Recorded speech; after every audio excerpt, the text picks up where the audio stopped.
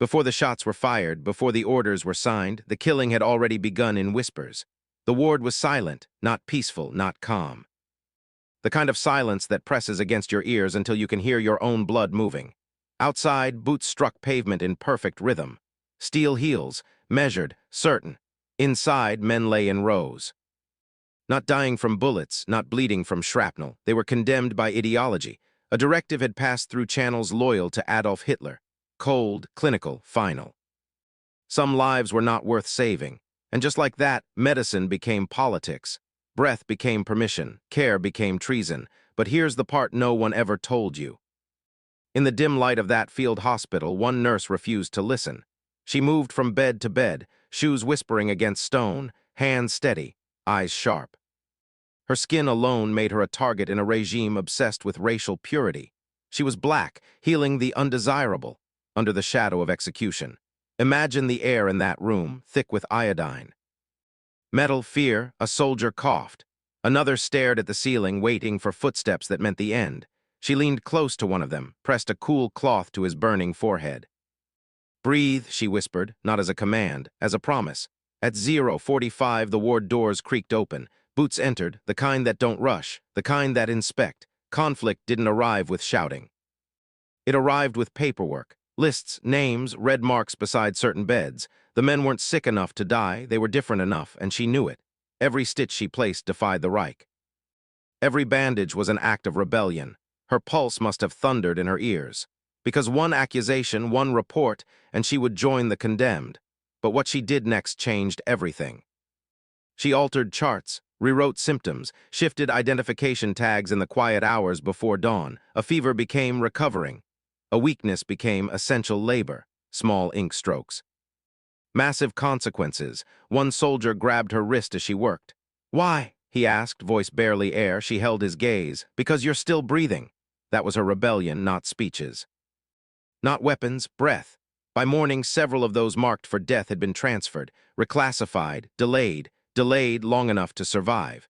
History rarely records the names of nurses in wartime. It records generals, it records tyrants, but it forgets the woman who chose mercy in a system built for elimination. And here's what lingers. In a regime that measured worth by bloodlines, a black woman decided who would live. Let that settle. Her existence alone defied their myth, her compassion shattered it. And maybe that's the most dangerous act of all, to care, when cruelty is policy.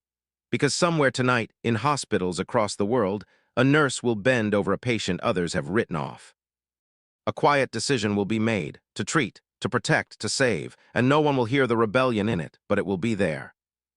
Before the bombs flattened the cities, before the trains filled with the unwanted, the world had already been divided by blood. Europe was bleeding, not just from bullets, from belief. The war machine of Nazi Germany moved with ruthless precision. Engines growled, flags snapped in the wind, borders collapsed like dominoes. And with every mile conquered, a new word spread like smoke. Unfit. Hospitals changed first. White walls, steel trays, the sharp sting of antiseptic in the air. Places built for healing became filters of ideology. Doctors stood over beds with more than stethoscopes. They carried fear, pressure, orders that didn't sound like orders but were. Who deserved morphine and who deserved nothing at all. But here's the part no one ever tells you. The racial doctrines weren't whispered in back rooms. They were printed, stamped. Signed into law under Adolf Hitler. Soldiers from colonized regions, African prisoners of war, Jewish conscripts forced into labor battalions, expendable, you could hear it in the corridors. Paper rustling, boots pacing, names read without emotion. And then there was her, born in a world that doubted her worth before she could speak, doors closed before she could knock. Classrooms that told her no. But she learned anyway, hands steady, mind sharp, heart stubborn. She believed one radical thing: pain did not have a race. Let that sink in. In a continent obsessed with purity, she saw only pulse rates, breath counts, bleeding that needed to stop. She entered the war not as a hero, not with medals waiting, just a nurse. Sworn to treat the wounded without question. But what happens when your oath collides with a dictator's vision? That question hung in the air like smoke. Because in the background, something darker was forming, a list, typed, revised, expanded. Certain patients were circled, flagged, scheduled, not for surgery, for removal. She noticed it first in the silence. A bed emptied too quickly, a chart missing, an orderly who wouldn't make eye contact. Her stomach tightened. She flipped through files late at night, fingers trembling under dim light. And then she saw it.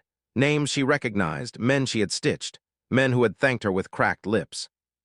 Men who still had a chance, marked, her breath slowed. This isn't medicine, she whispered to herself. This is selection. Outside, sirens wailed in the distance.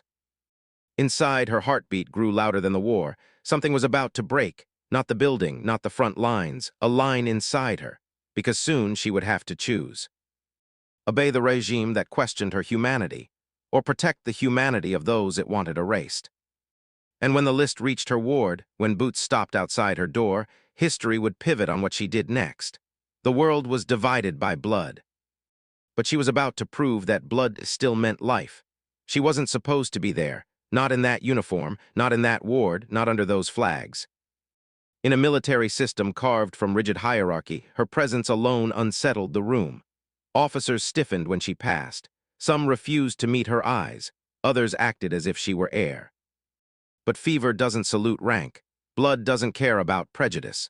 And when the wounded began to shake, they didn't call for ideology. They called for her. Boots thundered outside during bombing raids. Glass rattled in its frames. Dust drifted from the ceiling like gray snow. Inside, she moved fast. Clamp, pressure, stitch. She stabilized hemorrhages with hands that never trembled. Improvised equipment when supplies ran dry, turned torn sheets into bandages, turned chaos into order. But here's what changed everything. During one raid, she stayed awake for 40 hours straight. 40, eyes burning, back aching, fingers stiff with dried blood. A young soldier flatlined beneath her palms. She pressed harder. Counted under her breath. Stay with me, stay. And he did. Word spread through the ward in whispers. If she's here, you might live. Think about that. In a hospital where survival wasn't guaranteed, her name became hope. Men who had been written off began recovering. Fevers broke, wounds closed, breathing steadied. Her reputation grew quietly. Dangerously, because survival in that hospital was not always allowed. Paperwork began to shift. An officer paused longer at certain beds. A clerk frowned at discharge numbers. Statistics didn't lie. Too many unwanted soldiers were improving. Too many marked men were walking again, and someone started noticing. You could feel it in the air. Conversations stopped when she entered the room. Files were removed from her reach. Questions were asked in tones too polite to be friendly. Was her compassion becoming a liability? One evening, as the sun bled red through shattered windows, a senior officer stood at the foot of a patient she had just saved. He flipped through the chart slowly. Too slowly. She's thorough, he muttered, not praise, assessment. She felt it then. The shift, her gift, had become a problem. Because in a system designed to eliminate the weak, she kept making them strong again. And late that night, alone in the supply room, she leaned against a shelf of morphine vials, closed her eyes. They deserve to live, she whispered, not defiance, conviction, but conviction has a cost. The next morning, new protocols were posted, access restricted, transfers expedited. Her ward was no longer just a hospital. It was under observation, and the question was no longer whether she could save them. It was whether she would be allowed to keep trying. Because in a place where death had permission, healing had become rebellion. And rebellion, sooner or later, is noticed. The order didn't arrive with sirens. It arrived on paper. Thin, official. Deadly, one morning beneath the hum of fluorescent lights and the distant echo of marching boots, a directive was placed on her desk. Certain prisoners were not to receive advanced care. No transfusions, no scarce antibiotics, let nature take its course. The ink at the bottom traced back through a chain of command that led all the way to Berlin, to a racial vision shaped by Adolf Hitler. Clean signature, unclean intention. She read it once. The ward felt colder. A man coughed behind her. Another groaned in restless sleep. Life, fragile and flickering, filled the room. She read it again, and then she folded it, carefully. As if it were harmless, and went back to work. But here's what no one saw. The rebellion didn't begin with shouting. It began with small movements. A crate of antibiotics shifted behind a false panel. Labels peeled off and replaced in careful handwriting. Charts adjusted under dim light. She recorded complications that never happened. invented symptoms to justify transfusions, extended recovery timelines with deliberate precision. Every decision was a gamble. Every pen stroke could cost her everything, because if discovered, she wouldn't be reassigned. She would disappear. And everyone in that ward knew what disappearing meant. Boots passed more frequently now. Questions lingered longer than necessary. Eyes watched her hands, but fever doesn't wait for permission. A young African soldier, barely 18, lay trembling in the corner bed, skin burning, breath shallow, fear louder than the war outside. He gripped her wrist one night as thunder rolled in the distance. His voice was barely a whisper. "Please, don't let them forget me. Not save me. Not help me. Forget me." She felt the weight of that, the terror of being erased before you've even lived. For a moment the room went still. She could follow the directive, protect herself, blend into obedience. Or she could break it, not as a political statement, not as defiance, as something simpler, human. She leaned close, her voice steady. "I see you." Then she reached for the hidden antibiotics. That injection wasn't just medicine, it was resistance. Her heart pounded as footsteps approached the ward. Paper rustled. An officer's shadow stretched across the floor. She didn't flinch. She adjusted the IV line, smoothed the blanket, kept working. Because sometimes resistance doesn't carry a weapon. Sometimes it carries a syringe, and by dawn the young soldier's fever had broken. His breathing slowed, his grip loosened, he slept. Alive, but the danger hadn't passed, because every life she saved made the system look weaker, made the ideology look wrong. And ideologies built on fear do not forgive being exposed. It happened at night, not with warning, with impact. Flashlights sliced through the darkness. Boots thundered down the corridor. Metal clanged against metal as doors were thrown open. Patients jolted awake. Heart monitors trembled, breath caught in fragile chests. They called her name, not nurse, not officer, her name. The sound of it echoed against tile and steel. Men who had survived bullets now lay frozen beneath thin blankets, listening to authority approach like a firing squad. But here's the part no one prepares you for. Fear has a sound. It's not loud. It's the silence when everyone stops breathing at once. Officers moved bed to bed, inspecting records under harsh beams of light. Paper rustled, clips snapped open. One file didn't match the directive, then another. A transfusion authorized where it shouldn't have been. Antibiotics administered against policy. Recovery notes that contradicted Berlin's decree, the same ideology enforced under Adolf Hitler. The superior officer's jaw tightened. He stepped toward her slowly.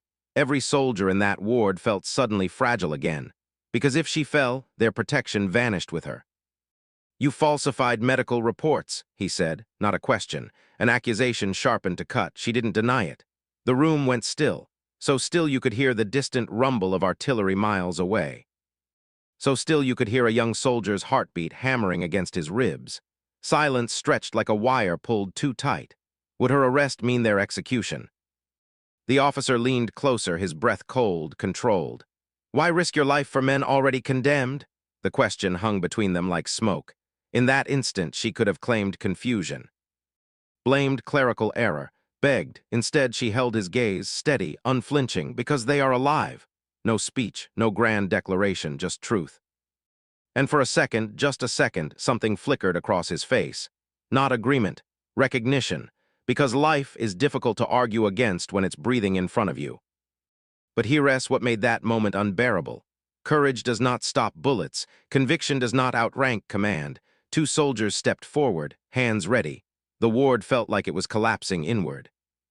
A young man she had saved tried to sit up, pain tearing through his stitches. "Don't," she whispered without looking back, her voice calm, almost gentle, as if this were just another procedure. The officer studied her, measured the risk, measured the optics, measured the possibility that arresting her might draw questions he didn't want answered. War was shifting, pressure was building. Even regimes built on fear calculate survival. Finally, he closed the file. The snap echoed like a gunshot. "This ward will be reviewed," he said coldly. "Any further irregularities will not be tolerated." A warning, not mercy. Boots retreated down the corridor. Flashlights disappeared. Darkness returned. But the silence was different now, alive. She exhaled slowly, her knees threatening to give way. She had survived. This time. Across the room, the 18-year-old soldier watched her with wide eyes. She gave him the smallest nod. Not victory, continuation, because courage is not a single act. It's choosing again and again and again. The final test didn't come with gunfire, it came with a list, thin paper, typed names. Stamped for relocation. Everyone in that ward knew what that meant. Trucks, gates, smoke in the distance that never stopped rising. She had hours. The air inside the hospital felt electric, like the sky before a storm breaks. Patients sensed it. Whispers moved bed to bed. Metal bed frames creaked as men tried not to panic. Outside, engines idled. Low, patient, hungry. But here's the part no one expected. She didn't freeze, she moved, fast. Charts were pulled, diagnoses rewritten, injuries reclassified as contagious. One man suddenly had suspected typhus. Another showed signs of critical instability. A third was declared too fragile to survive transport. Ink scratched across paper like a match being struck. And then she did something even riskier. Controlled infections. Measured, calculated, dangerous. She induced fevers not to harm but to protect, because sick men don't get loaded onto trucks. It was medical rebellion. Inside, heartbeats thundered louder than the engines outside. A young soldier grabbed her sleeve. "Is it true?" he whispered. She didn't answer. She adjusted his IV line and murmured, "Stay warm." Micro-decisions, life-sized consequences. But what she discovered next changed everything. An officer stormed into the ward before dusk. Boots slammed against tile, his face burned with fury. "You think we don't see what you're doing?" The threat came fast. Court-martial, prison, worse. For a split second, just a split second, fear cracked her composure. Her hands trembled. She imagined iron bars, interrogations, her own name on a list. The regime she had defied, built under Adolf Hitler, did not tolerate embarrassment, and empty trucks were embarrassment. "Step aside," he ordered. The engines outside revved. This was the line. The one she would not cross. She straightened her back. "These men are unfit for transport," she said evenly. "If you move them, they will die before dawn," not defiance, clinical fact. Silence thickened. The officer studied the ward, rows of sweating, shivering bodies. Charts clipped neatly at each bed. Risk, political and medical, tangled together. He cursed under his breath. Hours later, the trucks rolled out, half empty. The sound of them fading into the night felt like a storm passing without striking. Inside the ward, men exhaled. Some wept quietly. Others simply stared at the ceiling, alive. Some of them survived the war because of that night. But here's the cruel twist. Her name did not appear in commendations. Promotions stalled. Files were quietly altered. History almost erased her. Almost. Because decades later, testimony surfaced. Letters written in trembling handwriting, diaries hidden in trunks. A single photograph tucked inside a forgotten archive. Men who had once been unfit spoke her name. They remembered the nurse who made them sick so they could live. The truth rose from silence. She hadn't carried a weapon. She hadn't commanded troops. She had stood between life and a death machine with gauze, grit, and refusal. And today, when we talk about resistance, we picture explosions. But sometimes resistance is quieter. It's a chart altered at midnight, a fever induced to outsmart hate. A woman refusing to step aside, the trucks left half empty, and somewhere in this world, families exist because she would not move. When the war ended, the noise was deafening. Crowds flooded the streets. Confetti fell like new snow. Medals caught sunlight and flashed like small suns. Victory had a soundtrack, but not every hero marched. Some stepped off trains without applause. Some carried silence heavier than any parade. She was one of them. No spotlight, no ceremony, just a suitcase in one hand and memories in the other. But here's what victory never shows you. After the guns fall silent, the echo remains. She returned to her work the way she had always done it, quietly. Back to wards that smelled of antiseptic instead of smoke. Back to teaching younger nurses how to steady trembling hands. "Pressure first," she would say softly. "Panic later," she never bragged. Never mentioned the lists, the trucks. The night engines idled outside her ward under orders born from Adolf Hitler's racial vision. She folded those memories the way she once folded directives. Carefully, tightly, and kept moving. But the men she saved remembered. At reunions decades later, in rooms filled with gray hair and trembling hands, her name would surface. A toast raised. A story retold. "There was a nurse," one would begin. She made us sick so we could live.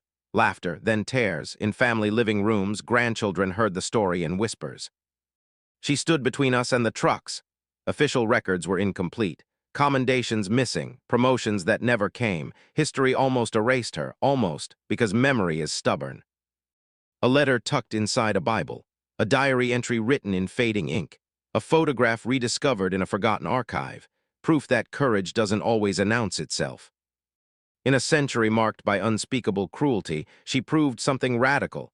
Humanity can survive inside systems designed to crush it. Let that sit for a moment. In a machine built to eliminate, she chose to heal. In a culture obsessed with purity, she defended life. In a world shouting hatred, she whispered mercy. But here's the uncomfortable question. How many like her were never rediscovered? How many charts altered at midnight? How many quiet refusals? How many acts of defiance are still buried beneath propaganda and ash? We celebrate generals. We memorize dictators. We build museums around destruction. But what about the nurse who simply refused to step aside? Did humanity really learn? Or do systems still exist that measure worth and call it order? Somewhere tonight in a hospital far from any battlefield, a nurse will make a choice that no headline will cover. A choice to care. To protect, to see a life as worthy. And maybe that is the echo beneath all the noise. Because long after parades fade, long after medals tarnish, the quiet courage of people like her keeps the world breathing. We argue about wars like they're chess matches, numbers, strategies. Which general moved first? But here's the truth that rarely makes the textbook. Sometimes the most powerful resistance never fired a shot. It simply refused to obey hatred. Today we debate history in classrooms and comment sections. We scroll, we type, we reduce entire lives to bullet points. But in that hospital ward, history wasn't theory, it was breath. It was a pulse under trembling fingers. It was a decision made in seconds that echoed for decades. She didn't command armies. She didn't stand behind podiums. She didn't draft treaties. She stood beside hospital beds. And again, and again, and again, she chose to treat the people a dictator wanted erased, a vision born from the ideology of Adolf Hitler. Think about that. In a system that labeled human beings as expendable, she kept writing the same quiet verdict, alive. But here's the part that should unsettle us. She wasn't fearless. She heard the boots in the hallway. She saw the transport lists. She felt the risk settle in her chest like stone, and still she did it. Because courage isn't the absence of fear. It's movement in spite of it. What she understood instinctively was this. If you accept that one group can be discarded, you've already weakened the value of everyone. That's the crack in every cruel ideology. It depends on agreement. It depends on silence. And when one person refuses to agree, when one nurse refuses to step aside, the entire structure trembles. He tried to erase them. She refused. No manifesto, no uprising, just hands that would not let go. And maybe that's the most dangerous rebellion of all, not violence, humanity. Because when one person refuses to accept who is expendable, the word itself begins to lose power. So what do we carry from her story? Not just admiration, responsibility. Somewhere in our world today, someone is being labeled unworthy. Too different, too inconvenient, too costly to care for. The language changes, the logic feels modern, but the pattern is familiar. And the question is no longer about her. It's about us. When policies are written, when lists are made, when voices are dismissed, will we debate from a distance, or will we step closer? Remember her, question power, and never underestimate the courage it takes to heal in a world that profits from harm. Because long after dictators fade into history, long after statues fall and speeches are forgotten, the quiet choice to see another human being as worthy, that is what keeps civilization alive.